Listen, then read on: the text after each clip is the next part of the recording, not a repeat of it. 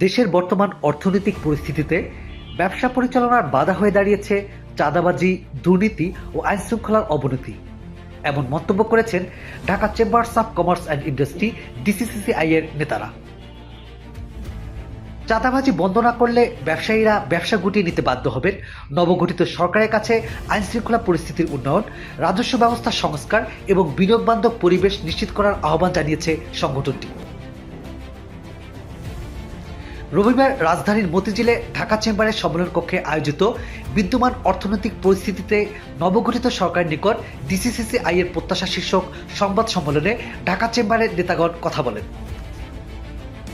তারা বলেন, আওয়ামী লীগ সরকারের পতনের পর চাঁদাবাজি 20 থেকে 40% পর্যন্ত বেড়েছে। চাঁদাবাজিকে শক্ত হাতে দমন করা না গেলে কাঙ্ক্ষিত অর্থনৈতিক উন্নয়ন সম্ভব হবে না।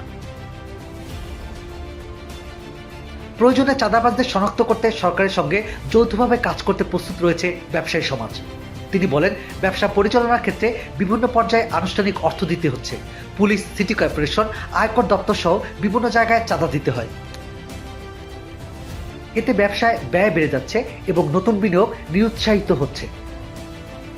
সংবাদ সম্মেলনে সরকারি খাতে দুর্নীতি বন্ধের উপর গুরুত্বারোপ করা হয়। ব্যবসায়ী নেতা তাসকিন আহমেদ বলেন, দুর্নীতি একদিনের জন্য কমেনি। সরকারি খাতে স্বচ্ছতা না থাকায় কর জিডিপি অনুপাত বাড়ছে না। জাতীয় রাজস্ব বোর্ড এনবিআর সংস্কারের উপর জোর দিয়ে তিনি বলেন, এনবিআরকে পৃথকীকরণ এবং দ্রুত অটোমেশন করতে হবে। কার্যকর উদ্যোগ নিলে 8 মাসের মধ্যে অটোমেশন সম্পন্ন করা সম্ভব। কর কাঠামো সহজ করতে টার্নওভার কর 0.6% নির্ধারণেরও দাবি জানান তিনি। ব্যাংক ঋণ গ্রহণের ক্ষেত্রে অতিরিক্ত কাগজপত্র ও জটিল প্রক্রিয়া ব্যবসা সম্প্রসারণে বড় বাধা হয়ে দাঁড়িয়েছে বলে তিনি উল্লেখ করেন। বিনিয়োগ সহজ করতে বাংলাদেশ বিনিয়োগ উন্নয়ন কর্তৃপক্ষের সিঙ্গেল উইন্ডো ব্যবস্থা কার্যকর করার আহ্বান জানানো হয়।